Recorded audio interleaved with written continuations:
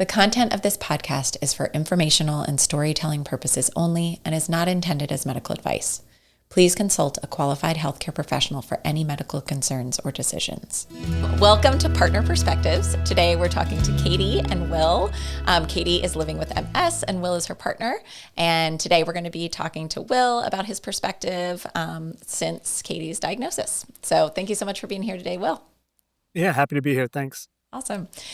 So before we kind of get into sort of the impact of everything, how would you describe your early relationship with Katie? So she said that you were together for a little while before you got married and then for a short time, but kind of what drew you together as a couple? Oh, man, what a way to start. So we met working at competing TV stations in Johnstown, Pennsylvania. Okay. So I am actually a Hampton Roads native, born and raised in Norfolk. Family's been here as long as I can remember and well before I was even born, obviously. And so growing up in Norfolk, what's funny is I couldn't wait to leave. You know, my mom is from Boston. And so I spent a lot of time up there with family on vacations and things like that. And I fell in love with the kind of the hustle and bustle of the Northeast cities. So I went to school in Philadelphia. And then from there, I started my journey in television. I was a broadcast journalism major. So I got my first job out of college at a booming TV market, Fairbanks, Alaska, market number 204 out of 214. And so I was there for a year. And then I moved to Johnstown, Pennsylvania at my next TV station. And you know, we were working at competing TV stations. She was the morning anchor at the NBC affiliate. I was a weekend sports guy and kind of news and weather fill-in for the Fox affiliate. But at small market TV especially, it doesn't matter who you work for. You just kind of befriend other people in the industry because who else has a random Tuesday, Wednesday night off? You know, right. These people are on your schedule. So I became really good friends with a photographer at her station. And just through mutual friends and mutual meetups, got to know Katie a little bit more. She was a very magnetic personality. And I'm a bit of an extrovert. And I always like somebody who can kind of match that energy. Right. And she was able to match that energy. And so in a roundabout way, you know, fast forward a couple years, she's actually the reason why I'm back in the Hampton Roads market. We had been dating for a little while. And she said, "Have you ever heard of Wavy TV?" And I was like, "Yeah, I've heard of Wavy TV." She's like, "Well, they're flying me down for an interview." And that was almost 19 years ago now. And so long story short, I ended up moving back to the market after my TV station consolidated and the rest is history. Amazing. I love that. So obviously, you know, you guys are together, you get married, you're kind of newlyweds, you're thinking about moving. I think she said you were living with your family at the time.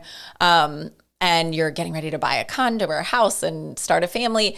And then this diagnosis comes, right? So this issue with the eye, and then leading to this diagnosis. And so when she first shared that with you, because I believe she said she was alone when she received the news.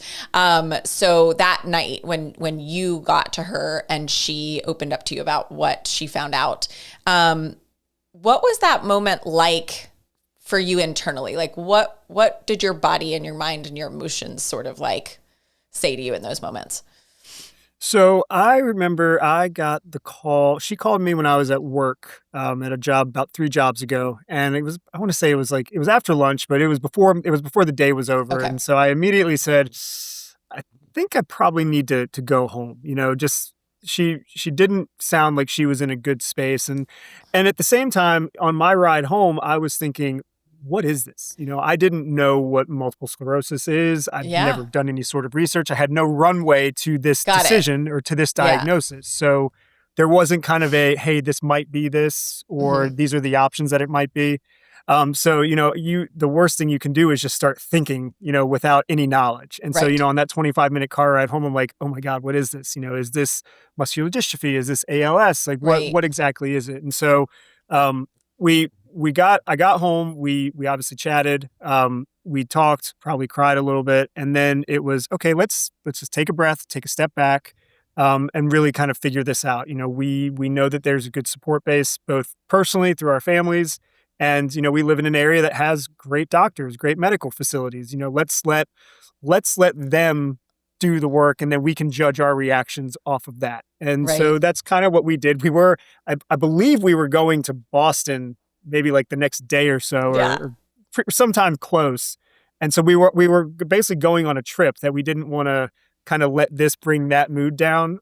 So we just kind of said, let's wait till we talk to a neurologist, talk to a doctor, and go from there. But yeah, that first day, it was strange because we just didn't know. We're not Right. doctors. Yeah. So we just had no clue really what to expect. Yeah.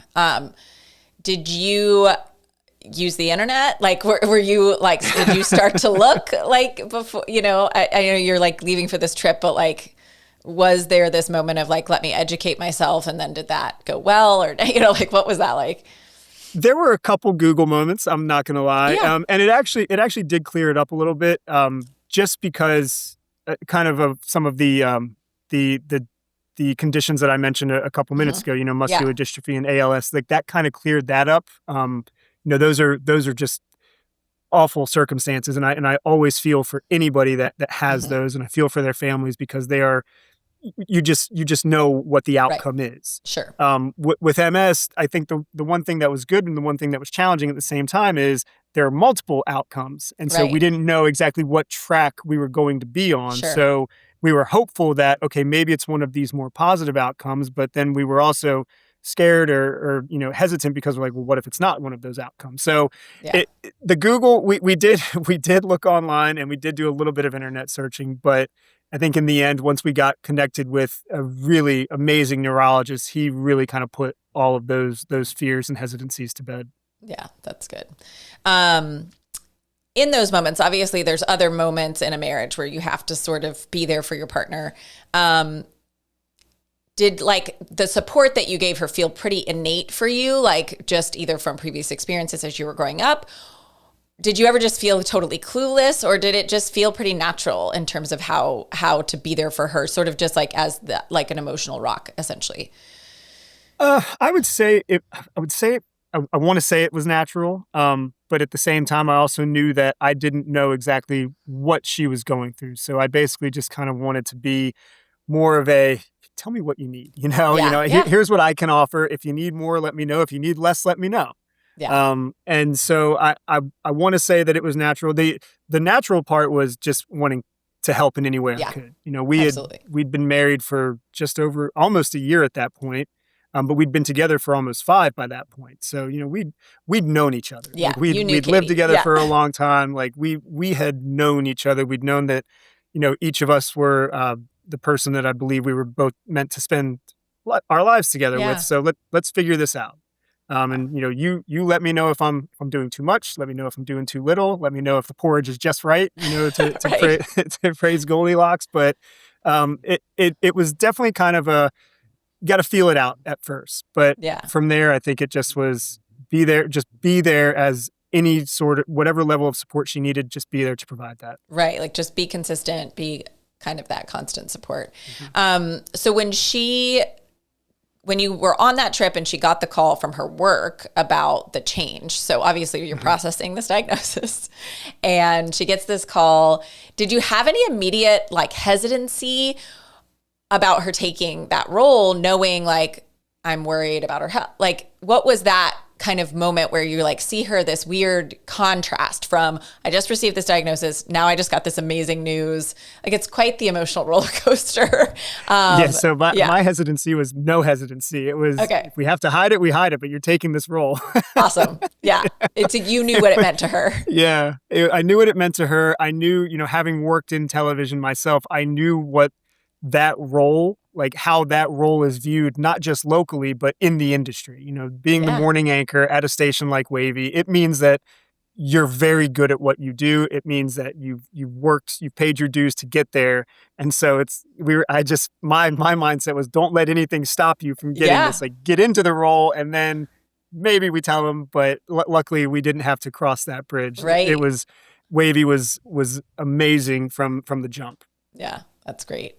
And so kind of watching her, right? Like, so you watch her emotional at home, struggling with this new information, still not sure in those first couple of weeks as she started this anchor job, and then would come home and have these moments of having to deal with the reality of what was happening.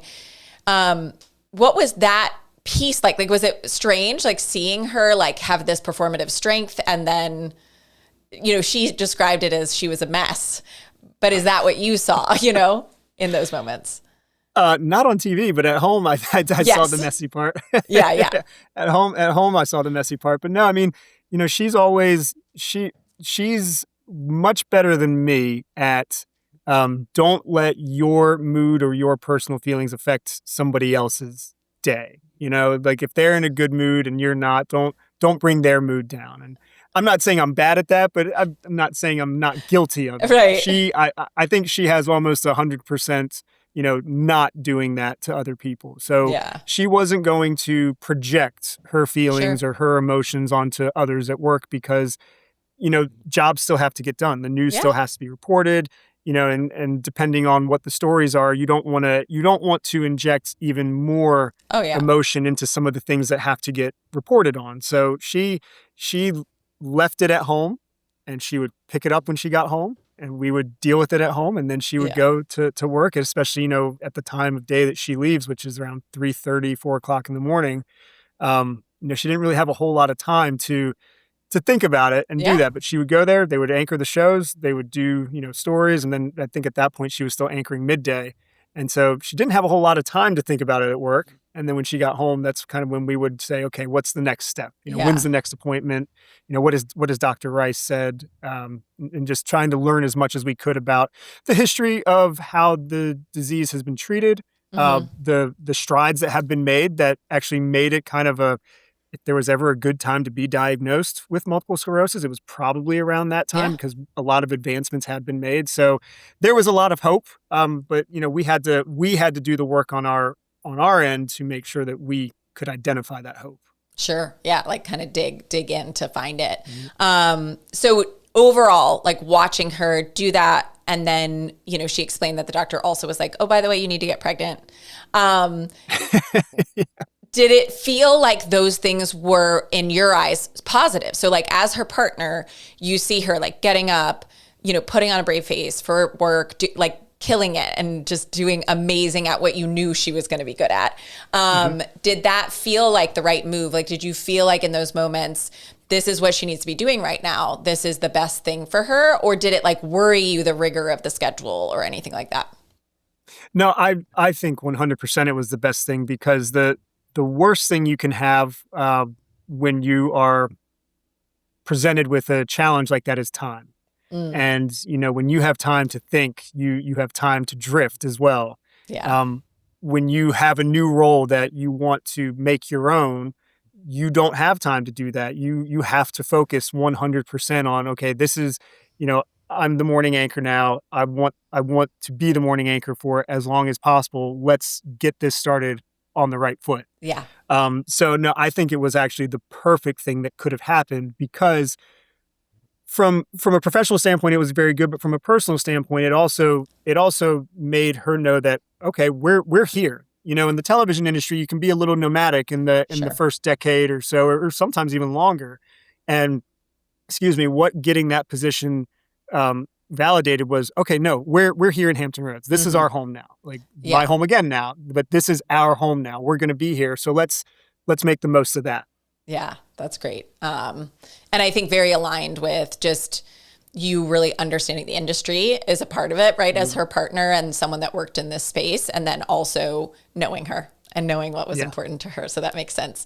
And for you and the way that you cope with things like this, do you have like shared vulnerability? Like, did you ever feel really emotional about it? Or are you the type of person that sort of just is like, we're just going to go. We're just going to move to the next thing. Like kind of to your point about like not having time to kind of fall apart on your own.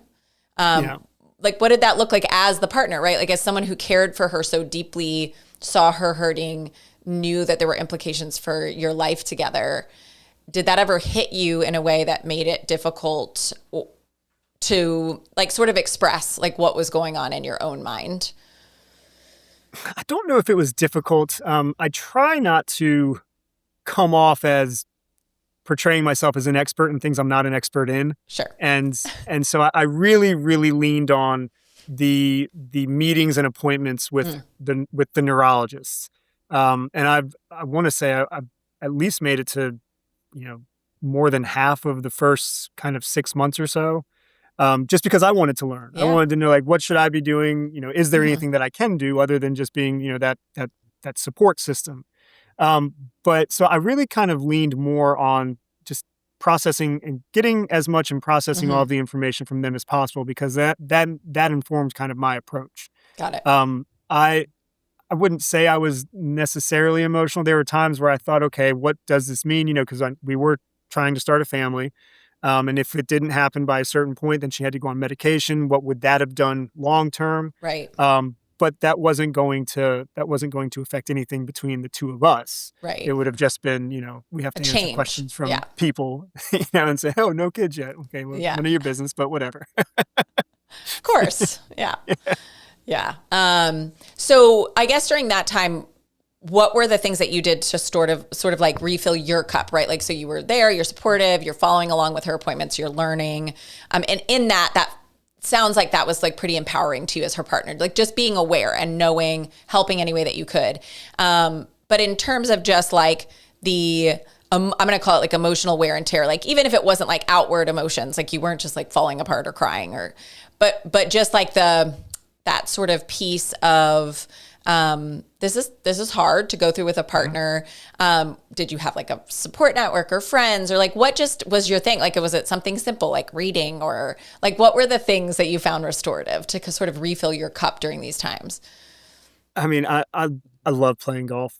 So golf was always something that was good, because it was always, it's usually 4 or 5 hours with friends, and whether or not we were at the point where those friends, we were telling them about it or not. I do remember I had 7 or 8 groomsmen and at our wedding, and we told all of them pretty immediately, because I was like, you guys are our core group. I think it's only fair that that we have this challenge that we're facing. And so, if there's anything that you all know about, or, and we had a couple of them, one of them who is a doctor offered some really good advice and perspective. And I believe another one had a family member who had who's lived with it. So they both offered, some good support that way. Yeah. But, it was really just kind of making sure that nothing changed at home. Yeah. Okay. I could have my moments where I could, get out on the golf course and kind of take a break, but making sure that nothing changed in how we talked, how we acted, the things that we did for fun, with our friends together. Like none of that changed. And I think that was important, that our routine stayed pretty much the exact same. Yeah. I think to your point, it keeps you from being able to sit there and think about it, by like just being like, we're just going to withdraw from all the things that we love and care about. So, and we've seen that from others, and people deal with challenges differently. We're not anybody to judge how, but we always wish sometimes that, I think that people who feel they're going through things alone know that they're not going through them alone. But you obviously have to respect how people process things. Yeah, process and cope. And then in terms of your job, right? So did you have to take time off, or were you able to kind of balance everything pretty well and maintain your career? No, I did not have to take any time off. It was very easy for me to continue doing everything that I had to do for work. I actually I traveled quite a bit, and so I was still traveling quite a bit at the time. So nothing really changed professionally. It wasn't until probably a year or so later where I said, well, I kind of do want to change careers. Getting back into, I was in the sports field, got out of the sports field, wanted to get back in. So I was looking at, okay, how do I kind of close that gap on my resume? Well, it was go back to school. So that was a couple years down the line, but at that time, nothing changed professionally. Yeah, that's good. And then do you find that, I know you said like you pretty much would just ask Katie, like, what do you need? What do you need in this moment? Did you feel like she was pretty good at knowing, or were there times where you just sort of had to like look around and be like, I'm just going to do because I know like she's tired today or whatever it is? I think the biggest challenge, and I wouldn't even call it a challenge, it was more of a learning curve, was figuring out, okay, if we get invited to hang out, or if we get invited to something, how do we approach that? Especially if it's maybe on back-to-back days, or there were two things on like a Saturday, one in the afternoon, one in the evening. It's like, how do we approach this? And it was that's really where the learning curve was, is understanding how a schedule like hers professionally, now you add in multiple sclerosis, which can affect your energy levels and create fatigue.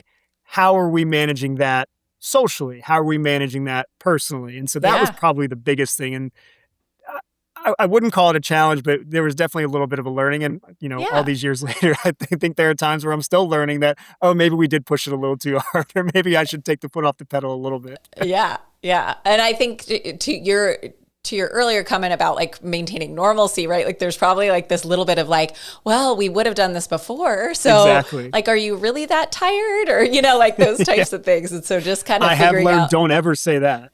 Yeah, I know. She explained it's not the same kind of tired. So that makes a lot of sense. And, obviously you guys brought a baby into the world early on. And so there was just another piece of keeping things busy. And she, mentioned that during the postpartum period, there were some new lesions that were found. And so for you, what was it like? Like you're a new dad and now you have like this flare happening with the MS. Do you ever feel overwhelmed, or is that just not your personality? Oh, no, never really felt overwhelmed. The more overwhelming part was just having this kid that's now your responsibility. Right. Like that was more overwhelming to me than anything. I think that as we started to learn more about it, though, it became pretty clear that we collectively kind of had to make the decision on what the future beyond just one would look like. Is there a future with another child, or are we going to be set with just the three of us?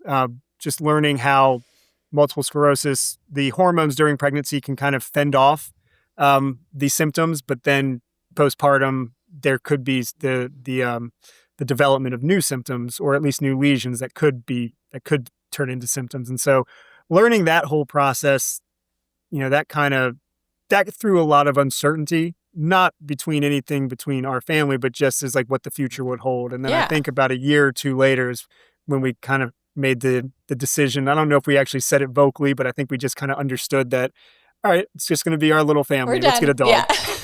Yeah, that makes sense. And then I think thinking through, kind of, it sounds like the foundation of your relationship played a huge role in how you guys fared this whole thing. So, if you were to give advice to someone who's, married to someone who is newly diagnosed with something like this, what do you find like worked really well for you and Katie? Obviously every couple is different, but I think like just generally thinking through, what has worked well, what maybe like to your point, you've had to adjust or work around. I think that's helpful information. So anything that you have to share sort of on that piece would be awesome. I would say it's probably a piece of advice that I give to, students, any student group, young group, if I'm talking to them about my profession or kind of my professional history, but it's know what you don't know. Mm-hmm. You're going to, in a situation like this, there was so much that we don't know because we're not in that space. We're not, like I said earlier, we're not doctors, we're not neurologists. So, know what you don't know, ask questions, ask a lot of questions to the people that are the experts in your sphere. In our case, that was a neurologist, that was the medical staff. Mm-hmm. There's no question that's really a bad question, because you need to arm yourself with information, because that's going to help you navigate the whole process. I think it helped us navigate the whole process. We're still learning things, today, all these years later, but that's because we still ask questions. We're not afraid to ask questions. So just don't assume that you're doing it on your own. Find that sphere, find that network, ask a lot of questions, and just know that people are out there to help. Yeah, I think that's great advice. And I know in the past, like when I was just learning a little bit about you all, you've mentioned this concept of choosing for better in your relationship with Katie. And I think you've touched on it, but can you just kind of summarize what that has meant these last 15 years? Well, so I'm very blessed in that uh, I think my biggest cheerleader is also my roommate. she Yeah. she laughs whenever I say roommate, and I say that in a lot of public settings as well. I don't introduce her as my wife; I introduce her as my roommate as a joke. But she's championed everything that I've done, uh, personally, professionally. When I was looking to leave a pretty good job because it wasn't my passion to go Hmm. pursue something else, she didn't put up any roadblocks. And then when an opportunity came about a year and a half ago to start pursuing another new role, which would have taken me away from a job I absolutely loved, but would have been a really good opportunity. She told me to pursue it and pursued it, and I ended up getting it. So I look at she's offering me that support, and Hmm. I like to think I'm pretty healthy. I'd like to just go, but she's offering all of this encouragement to me that I need to at least match that reciprocal, Yeah. and not tell her that she can't do anything that she wants to do. Right. Right. Yeah. Like just really listening and trusting she knows her body Mm-hmm. and knows what she can Yep. do. I think that's super helpful. And just kind of thinking through to your just continued relationship moving forward, what do you feel most hopeful about? Like now that you know, like some of the fear around MS, I'm sure there's still some silent fears here and there when things get rough or there's a bad day or a bad month or, she said her hands were numb for 5 years. Those aren't easy things. But I think now that you kind of recognize MS for what it is versus when you first found out about it and to your point, just didn't know, you just had no idea. What do you feel hopeful about? Like, what do you see, those things that maybe you weren't sure you were going to get to do with Katie that like you can still do? What are some things you're looking forward to in your marriage with her? It's really everything. That's the one thing that I think is really encouraging for anybody that might be, going through this process alone now as well, or becoming new to the process, is that it really doesn't slow you down. It doesn't slow you down for the things that you want to do. It might modify how you do some of those things. Like, Sure. you're not going to travel someplace in the summer that doesn't have air conditioning, or you're not going to go someplace where you can't at least be near a body of water if you get overheated, things like that. But it doesn't slow you down. I think that's something that has been nice to experience with her. I mean, we did a European trip a few years ago, and it didn't. We were go. I got to be the planner, and I got to be the keeper of the time. And she didn't say, there wasn't at any point during the trip where it was, I don't think we should do this. It was always, let's go. And so Yeah. knowing that we still have pretty much every opportunity to do that, I think the biggest thing that I've learned is, going back to what I said earlier, is that we just have to navigate our busy schedules on the weekends. And there are some Yeah. things that we might have to say no to. So we do have to kind of rank them as far as importance to us. But other Yeah. than that, we've been fortunate that it hasn't really changed much of what we do and the things that we like to pursue and the things that bring us joy. Yeah. I mean, it's an exciting, and like you said, it should feel hopeful to people that are, newly navigating what it means, knowing that, it is possible to still have the life that you dream of and that you want with your partner. And so I think that's super encouraging. And I really appreciate those words because, I think when it's new, it is hard. It's hard not knowing. Well, So and I'll add one more thing too, on the kind of the medical side.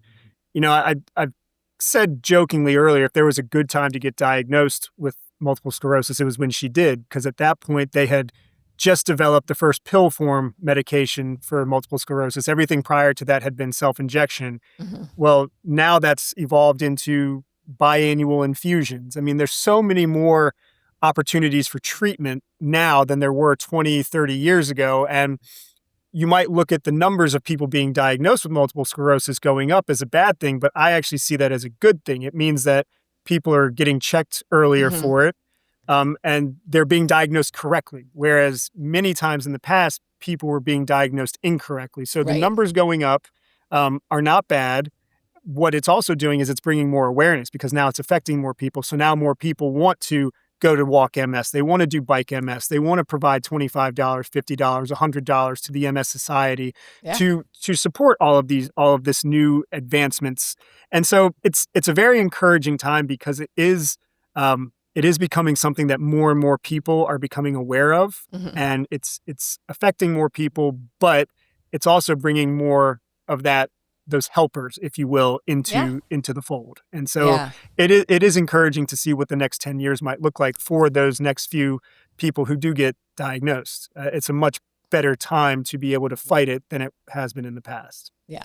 It's fun that you mentioned that because Katie also kind of capped her talk with me about how excited she is for those ahead of her. And it's a neat sentiment that you both have that as a couple, that excitement knowing that there are people that are going to have even better options. Like, even though Katie's have been great, but just how much you all are thinking about other people in this community, I think is neat to see in a couple. So thank you so much again for being here today, sharing your story, and being really transparent with how this has affected your life and your marriage.